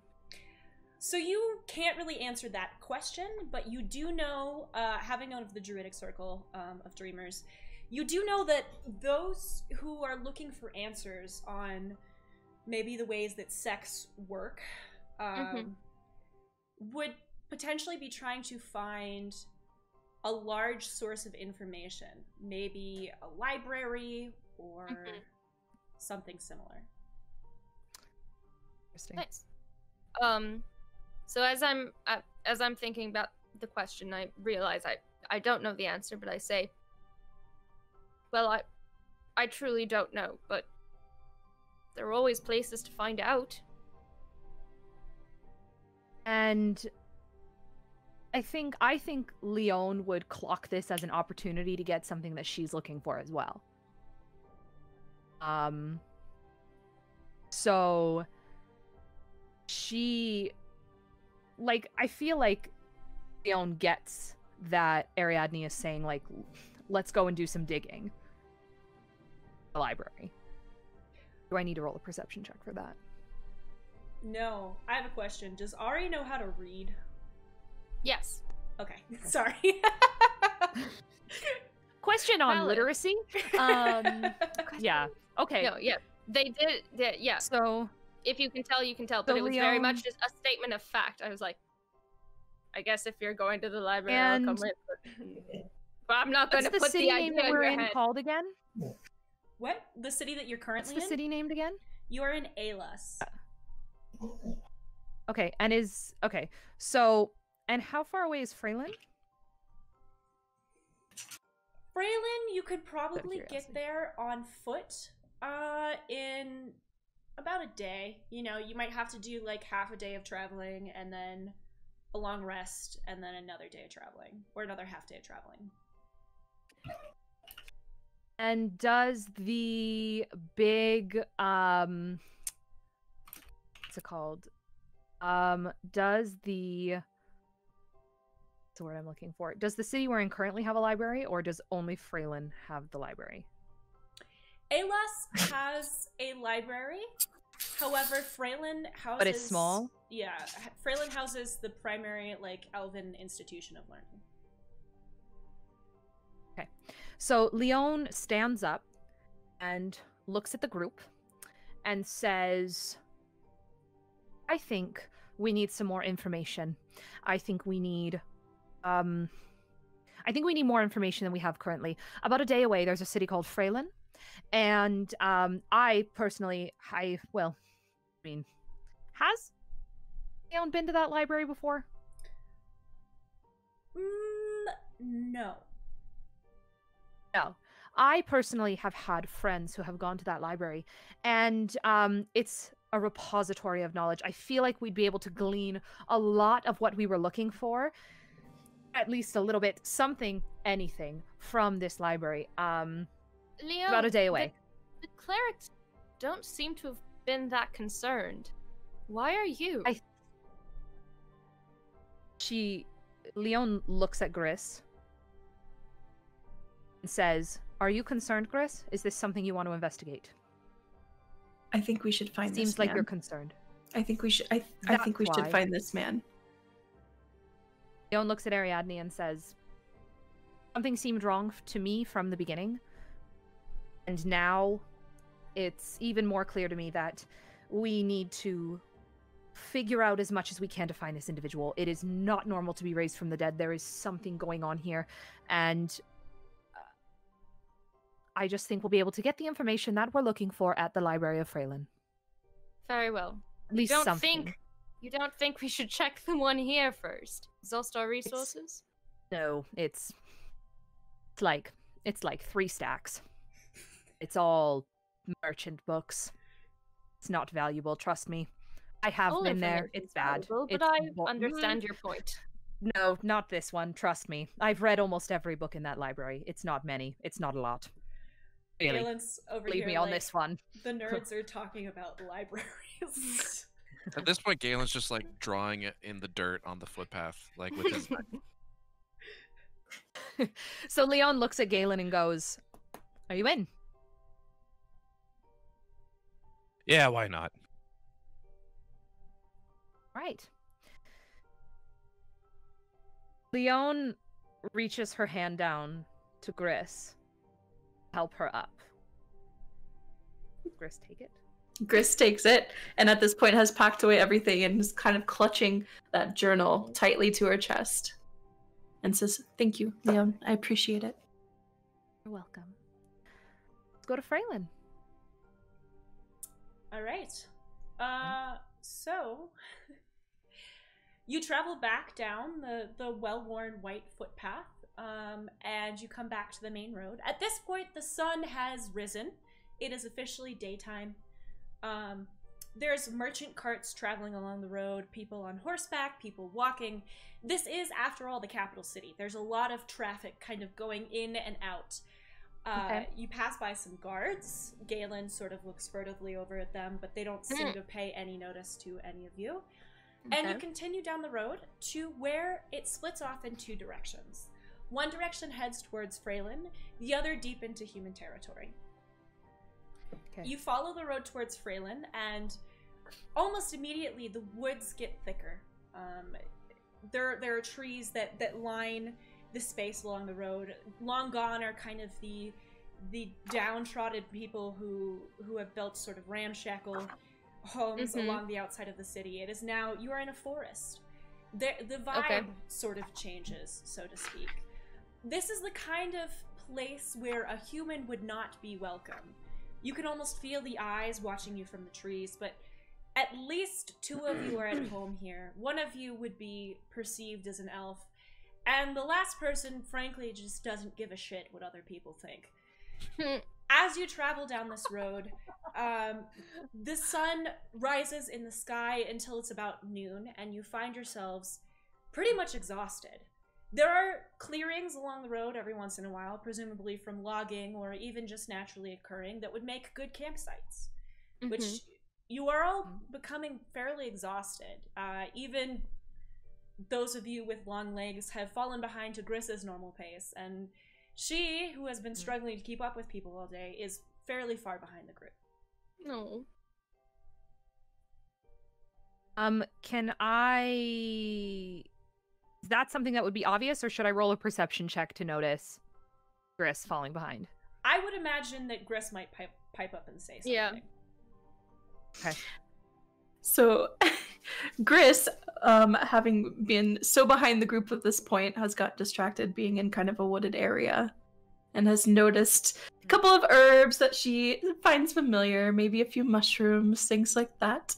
And so she's kind of wandered off the trail, the main trail a little bit, and has managed to find a quite beautiful looking mushroom, to which she exclaims, "Oh, do you see this?"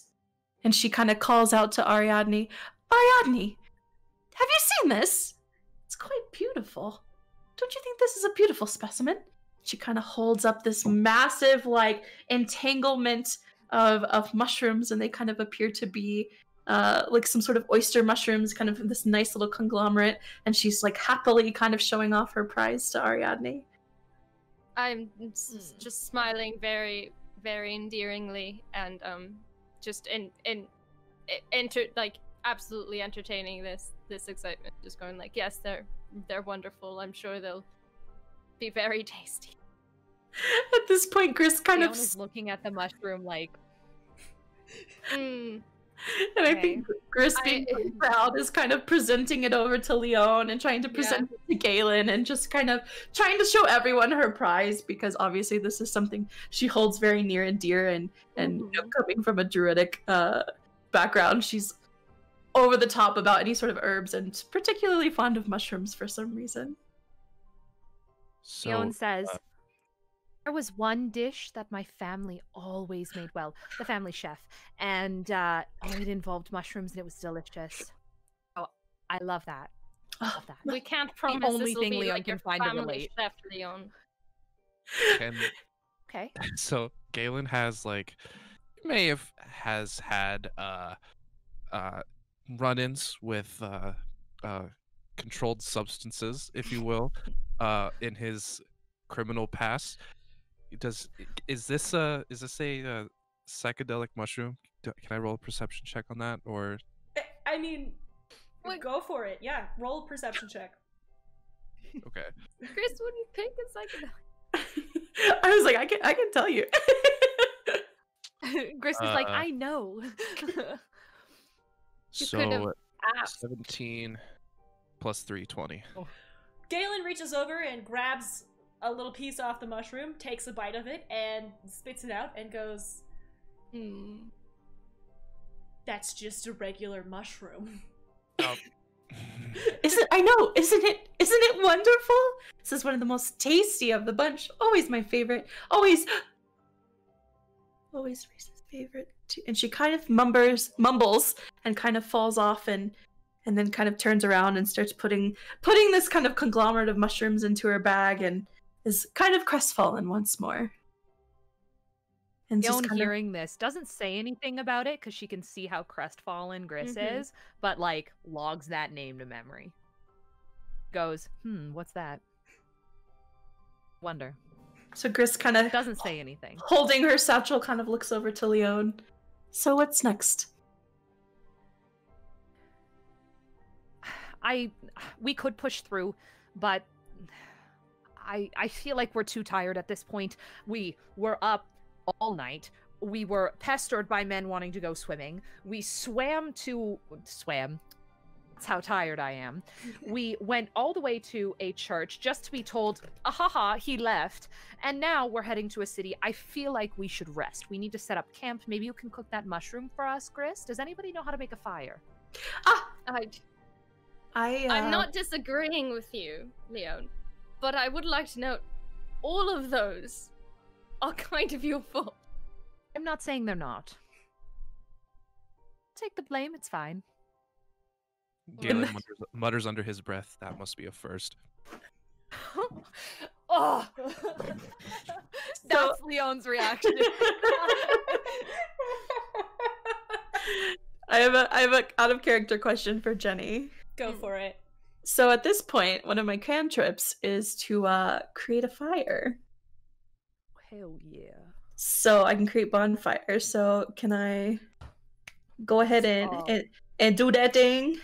I do that thing. Yes. So at this point, Galen and Leon are kind of arguing back and forth, and Gris kind of nudges to Ariadne and gestures to a fire that she's kind of summoned almost out of thin air, and begins kind of disassembling her mushroom. Useful. Yeah. God. Can I take a look at our surroundings and see if there's any bodies of water or clearings or things like that? Yeah, roll a perception check. Okay. What are you looking for in specific? Are you looking for? I'm looking for maybe a pond or a river with fish in it. Okay, so you're gonna have an advantage for looking for water. So you're gonna roll your d20 twice, and whichever one rolls higher is your score. Okay. Galen also wants to do a perception check, but it's on the road. Okay. So we're gonna start with Galen. Specifically to see if she can hear or see anyone 18 coming. plus Yeah, 3, absolutely. 19. 19. All right. Galen, you can hear the familiar sound of water nearby, and about 20 feet away, you realize there is a river that is probably well stocked with fish. Do you just, go for it and try to catch something? I make sure that none of the party is watching me, and I try to reach in and grab a fish. All right, you reach in, you grab a fish, and one swims directly into your hand, almost as if you called for it. Hey! Anybody like fish? Leon looks over. How'd you catch that so fast? It's been like 10 seconds. Don't worry about it. And I Well, walk worry over. about it. I walk over to the fire, and I assume there's like tinder and sticks around, right? Yeah, Gris has made like a fairly significant fire. I'd assume that you're in a forest. You could break something off if you needed to, but I wouldn't. Imagining mushroom skewers. Imagining skewered mushrooms. This is what I'm imagining. I walk over, I pick a stick up off the ground, and I break it so it has a pointed edge, and I just skewer the fish and start holding it over the fire. How big is the fish? Say like 7 inches. Is it enough to feed 4 people? No. No. So Leon looks at the fish, looks at Galen. What? Looks back at the fish, looks at Galen, goes, "Are you gonna get another one? Or 3? Galen looks at Leon in the eyes and goes, "Oh, I'm sorry, my lady. Did you want a fish as well?" In the meantime, I'm just staring at them like ping-ponging back and forth. And I'm turning to Gris, and I'm just like... And I like start to pull out, is it a stretch to use my herbalism kit? And I'm like, here, this will help, because yummy food. I mean, you can. You've definitely seen that Gris has like a significant amount of herbs on her person. So, I mean, you could, but she might judge whatever you have in there. Fair. But it's up to you. If you feel that that's what Ari would do, go for it. Yeah. Okay. You hand your herb kit over to Gris. Gris starts kind of unwrapping and taking a peek and looking and just kind of grunting and muttering to herself as Gris is ought to do. She kindly kind of wraps it back up and says, "Very kind of you," and hands it back to you while she digs through her bag and starts pulling out some different herbs. She starts pulling apart the mushrooms and kind of grabbing some other things. Gris is a savage. Right? I just take it back and like sputter a little bit and go, I guess I have only cooked for myself all these years. You might have a point there. And she just like, says, "They're there, don't worry." I heard about it. And Gris is looking at you with a smile and clearly means no harm, is just kind of in her element here at the fire, surrounded by her herbs and these mushrooms. And she kind of nudges Galen and takes away the fish from him and starts kind of preparing it a little bit differently and starts focusing on kind of creating dinner. And she kind of looks down at it and she's like, not quite enough. Not quite enough. And kind of just looks to Galen and says, Leon, could you get more? Leon looks at Galen. Leon crosses her arms. Oh. So Galen goes rolls her eyes. Catches another 2 fish for a total of 3 fish. And carries them back to the fire and presents them to Gris. Gris happily takes. I could feel Leon's eyes on the back of my neck as I'm handing the fish to Gris, and I turn around and I like beckon her and then start walking towards the river. I stand up and follow him, determined to get a fish of my own for Leon. So I look over at Leon. So Leon. Galen looks over at Leon and goes, "I'm gonna teach you how to catch a fish. I don't care if you already know or not." Leon looks at Galen and goes, "What?" You heard me. We're out on the Don't road understand. now. You gotta work for yourself. But we're not out on the road permanently. We're gonna be in Freyland tomorrow. We're gonna stay at a nice inn and it'll be fine. So why don't you just catch the fish and then... Do you see an inn anywhere here? Do you see your family chef running around? No. We're gonna catch a fish, all right? Or So, you could catch the fish. Leon is like nervous. She's like, no. I don't like. Galen crouches down on the shore of the river and like extends his hand like towards Leon. It's like, come on. Leon walks towards Galen. tentatively does so. Ari, are you just standing here like watching this happen? I'm just watching this happen. Ariana's just as like, they yo, start- what's up? As they start actually moving towards the river now, I follow them, just like shook. Like, oh, So- this is gonna be fun. So, Galen looks at Leon and says, "All you have to do is just stick your hand in the river. That's it." Right. And Galen like Is just that how kind the of like, fishermen are taught? Ari is just staring at Galen, like knowing this is absolutely like, fuck you. Leon's also But like, it's not saying she has it's more not than gonna one say anything. functioning It's brain going to- cell. It's still going to just watch it happen for at least the first time. so Leon looks at Galen and says, I understand you must think very little of me, given that I'm a lady, which generally people don't think very little of ladies, but I'm gonna let it by this time. I do, however, understand that there is a bit more skill involved than just sticking your hand in the water and grabbing the fish. I feel like they're probably slippery. I have touched a fish before, believe it or not. Haven't caught one with my hand, gotta say. But feel like there's more to it, Galen. so Feel like there's more to okay. it. This is gonna be great. So Galen looks at Leon and just goes like, "Just do it. I promise it's gonna work out." And then he like kind of like nudges her a little bit.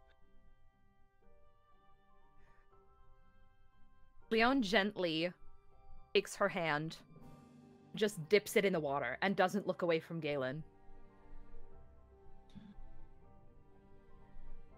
All right. Needs to be done at this point. Galen, I have a question about your intention. Yeah. Is your intention to prove her wrong or to humiliate her? Humiliate. Figured. So I go, "All right, watch. I'll do it too." And I stick my hand in the water. And then using Emissary of the Sea, I communicate to a fish to swim up to Leon's hand and just rest there. I have to roll anything? No, this is a passive skill on Galen's behalf. Then Okay, but do I have to roll anything to try and grab it? No, it's just vibing. So I Okay, mean, like, it's just vibing. All right. Leon might be grossed out, but that's up to you about whether or not she's Oh, it's too yeah. strict to actually grab it. Disgusting. It's disgusting. Mm-hmm. and so as that fish sort of swims up into your hand or into Leon's hand, as a prank, I cast Wall of Water in the river and then have water just shoot up into Leon's face.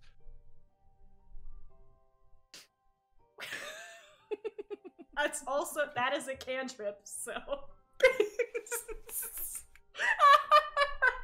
Well, it's a racial trait. I can control air and water. Leon stops and wipes the water away from her face. Says, "You happy? You caught a fish, didn't you? That was unkind. What cost?" Thank you, Ariadne.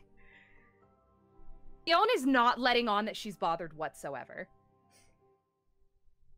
Like, she is. Let's Galen roll a can't tell. deception She's check. like, are you? Okay. Deception? Deception, and Galen, roll perception. Perception? Okay. Yes. So that is an 8 plus 5, 13? which is 13. That is a 12 plus 3, 15. Fuck me. So, Leon's putting on a very good show, but Galen, you can tell that this has pissed her off. She angry.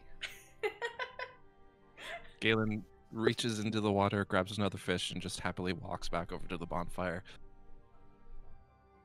Does Leon have a fish? Leon does have a fish. Actually, the fish, which was resting in your hand when the wall of water happened, has managed to kind of fall into your shirt and is like, no. Yes. No. Oh. This Leon does not like. Is Ariadne still there? I am still there. Yes. Would you? Leon locks eyes with Ariadne and whispers, "Please help me." I was gonna say, would you like some help? Her hands are up. She's like, "Please help me." I woke up and I just sort of like, I'm trying to decide the best approach. Stop. Just put your hands in my shirt, Ariadne. It's fine. We all have bodies. Galen's like snickering to himself as he's roasting another fish. Leon has no shame. She does not care. So I just very gingerly. Thank you, Ariadne. Do you take the fish to the fire for me? I do. Leon turns around quickly and like rinses her hands in the water to get the fish feeling off. Yeah, Slightly splashes Ari, it on her at this boobs. point, She's not having any of it. it's still- It's disgusting. Is still holding it gingerly and walking back to the bonfire, but not because it's a fish, but because it was in Leon's shirt. Gris, upon seeing everyone return back, is almost done cooking the current fish and kind of working on the mushrooms. Looks up and says, "Oh, thank God!" Like, it takes the mushrooms from the rest, from both Galen and Ariadne, and then notices Leon walking over, looks dead at her, and said, "What happened to you?" I turn over quickly. You don't want to know. Got a little wet. That's all we're gonna. She kind of nods and continues cooking and placing things on some pieces of bark she's kind of gathered as you guys were away. Starts passing out some fruit. Leon sits down. Impassive, watching the fire. And then, about how long is it going to be until the fish are cooked? I would say it's gonna be about 15 minutes, and then after that, you should probably take a long rest so that you can all have it time pass sufficiently. Mm-hmm. Unless you want to fuck with each other more, in which case, Fuck away.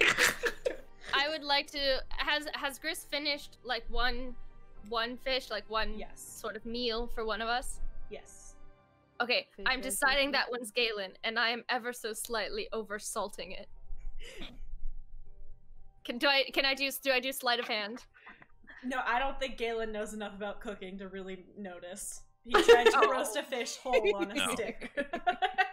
No. Fair. The intent is what mattered. Yeah, exactly. So I feel like Gris would be very aware of this kind of interaction and just kind of take a look at Ariadne, like, you know, kind of from under her eyelids and just kind of shrug and let it happen. She kind of looks over to Galen and says, "So what do you think?" It's fish. Leon is like finger brushing her hair out, just like grilling them. Trying to like get the water out. Oh. Galen's just like Fine, eating the fine. fish like normal. I'm watching Galen and then just like looking disgruntled and wondering. More. It's been like it didn't work. Ariadne's like, I look over at Leon and well they won't have known what I tried to do, but still just go like I tried like an I tried kind of gesture. Leon has no idea what you're talking about. No. But she looks at you in the middle of brushing her hair and goes, "Thank you." Pretending that she knows. She's like, "Thank you." Good. Real communication. Much appreciated. I don't know her. So, Whatever it is, Leon does not want Galen to know. Gris finishes preparing the food And if she doesn't know. and sort of passes it out to all of you, and it is some prime shit, just like Mom, where Mom's hired cook used to make. Yeah. Bim? So, it... Cut out for a moment. What did you say, Jenny? Oh, I just said, it's delicious. The food, Gris passes out the food, it's delicious. So Gris is kind of eating her share and kind of looking up expectantly, watching all of you guys eat your share. And she kind of looks over to Leon and is like, try the mushrooms, try the mushrooms, try the mushrooms. Leon takes like a gingerly bite of like the perfectly flaky fish and a piece of the mushroom and takes a bite of it together. And she looks at Gris and she goes, "This is incredible. All of this is over. Just come and cook for me. Come and do that for me." Gris is Be like out on this. Be my cook. immediately embarrassed and just kind of just thinks and just kind of goes back to her food and just You're kind of welcome. You're doesn't look at welcome. You Leon. deserve it. I could never cook like this. Leon is like slapping on the kindness. She's like, "This is incredible, stunning, amazing, out of character." It's like that Lady Gaga gif. Yeah. Beautiful, yes. fantastic, Without beautiful, never done looking before. up, yes, without looking up from my bowl, I just it's very good, and then just keep eating. Gris kind of looks over at Galen, kind of expecting some comments. Galen just flashes her an empty bowl and then just puts it down on the ground. Gris seems to accept this and kind of smiles to herself. Leon mumbles under her breath, "Guess he doesn't know how to say thank you."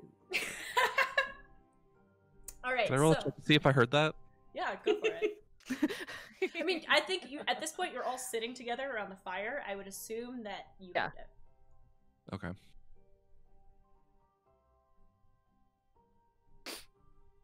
Okay. So you heard her say something snide. I kind of just scoff. Just like, Perfect.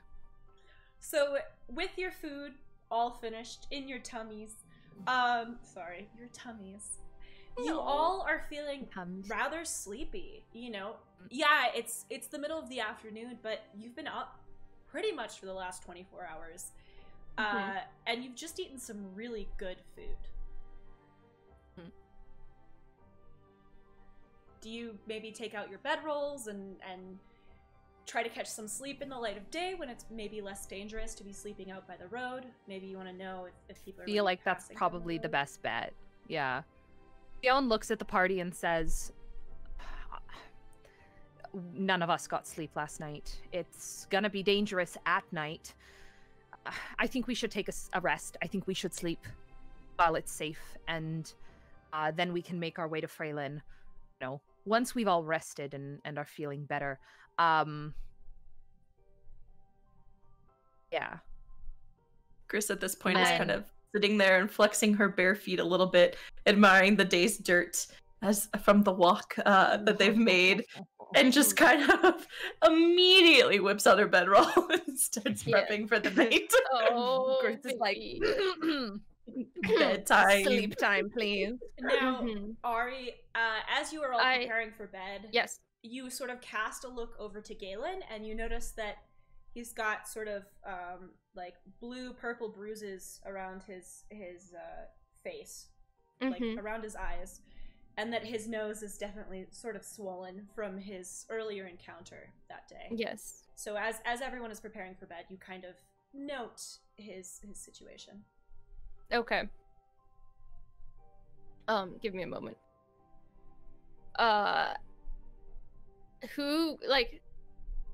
What are the rest of y'all doing? Well, Are you also getting up bedrolls?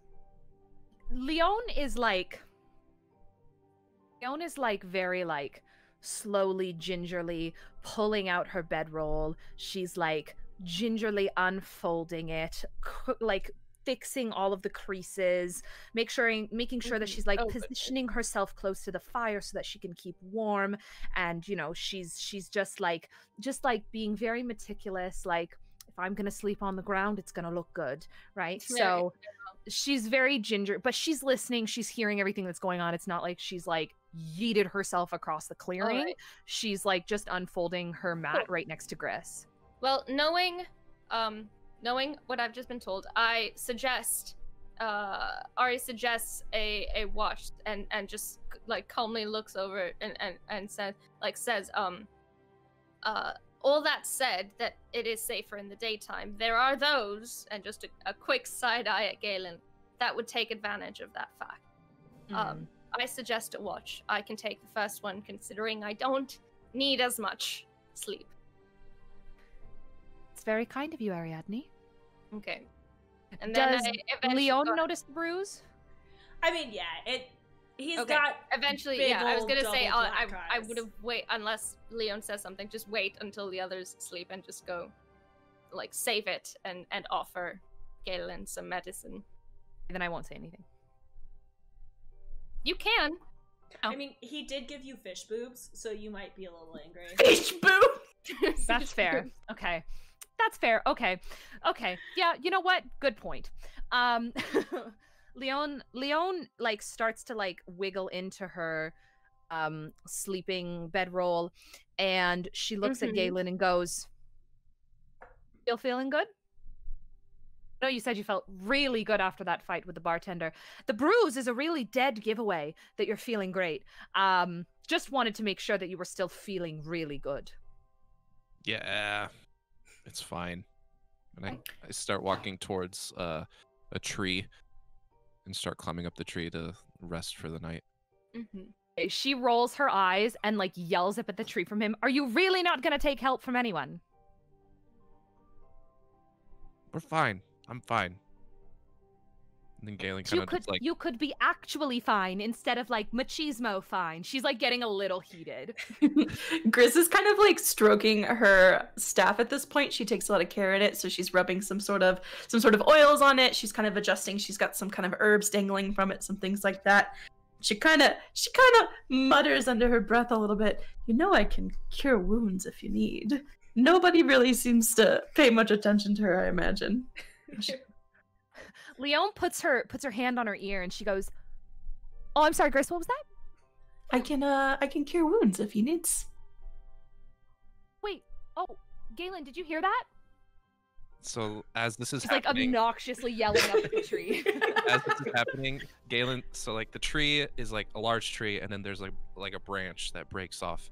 And as he's like up there, he takes off his backpack, kind of just like hangs it over the branch and is laying down like on his side, and he just like raises his hand and just gives a thumbs up. Oh, so you did hear it. And then he does the okay. So, would you like her to cure your wounds, Galen? And he looks back and just goes like, Leon, leave it. It's really not worth it. Get some rest. Gris kind of nods in agreements to what Ariadne is saying, and then kind of mutters, "He did eat. He's fine." Leon rolls her eyes and just goes into sleep. Although so like, what kind of like protecting can I do of my things? Because I don't entirely trust Galen at this point.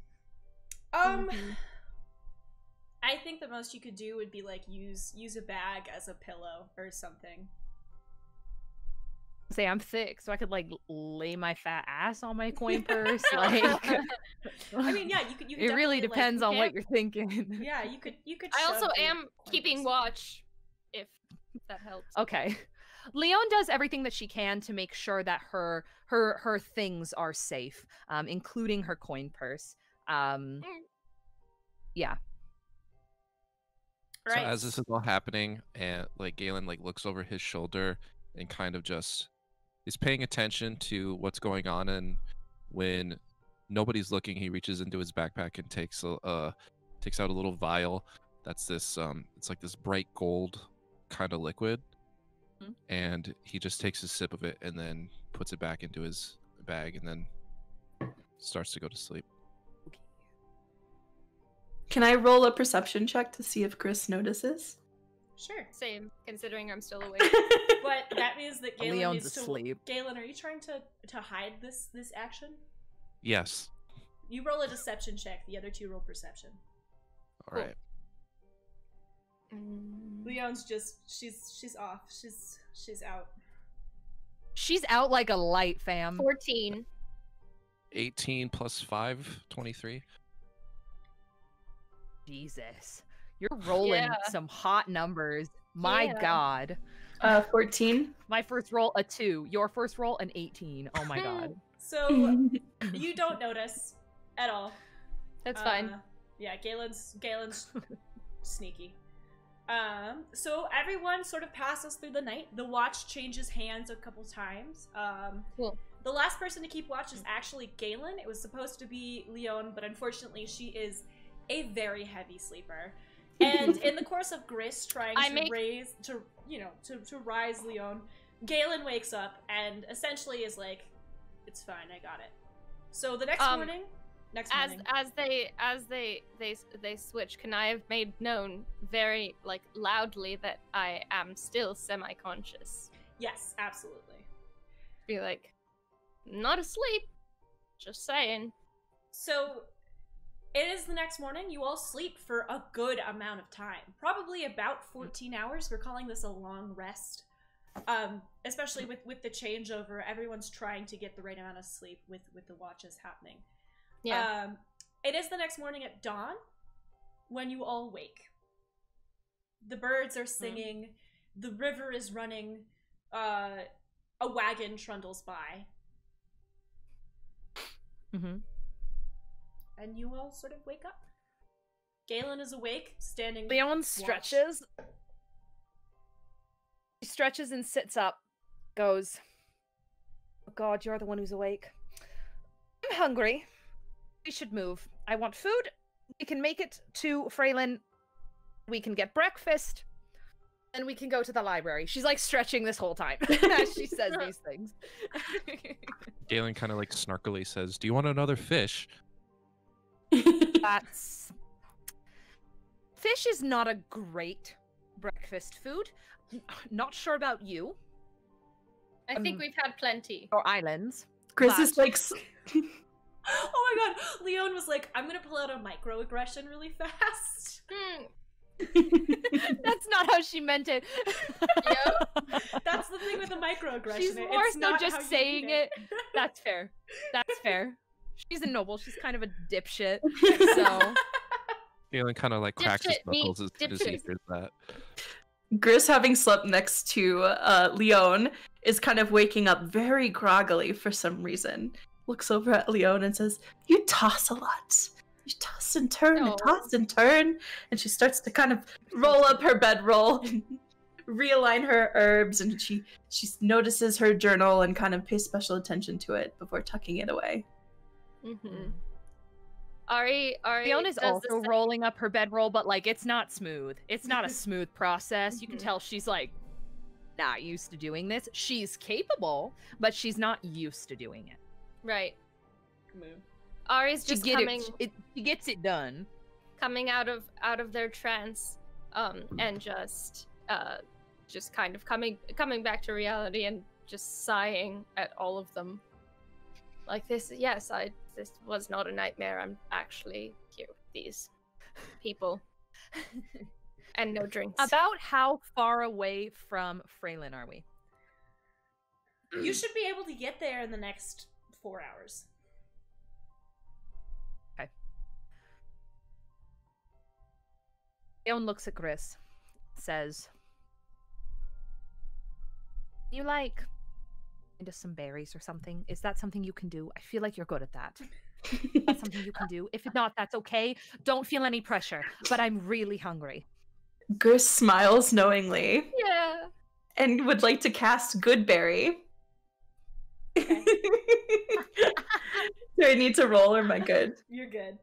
Okay, so she casts Goodberry and kind of extends her hand out almost immediately to Leon and says, No. "Of course." She's got kind of 5 berries perfectly lined up and kind of Leon's extends her face hand to lights up like a Christmas tree, guys. Like, she's stoked. Okay. She grabs the berries and she's like, I Oh. love you. Wait, Oh my but God, before you, You you're only need incredible." one. before you grab all of them, Leon, just one. She You goes just to need grab one. them all. You just need one. It will restore you. It will keep you alive. It's perfect energy, perfect nourishment. One for each of us, and kind of pulls her hand back and gives it to everybody She else. gingerly takes one. Mhm. She Leon passes starts one over laughing. to Ariadne and to Galen as Yeah. well. It's a useful skill you've got there. Comes in handy. Yes, you're wonderful. So you all Leon says as she's eating. you all eat the berries and you immediately feel nourished and energized. It's like a several cups of coffee in the morning. You are ready to tackle the day.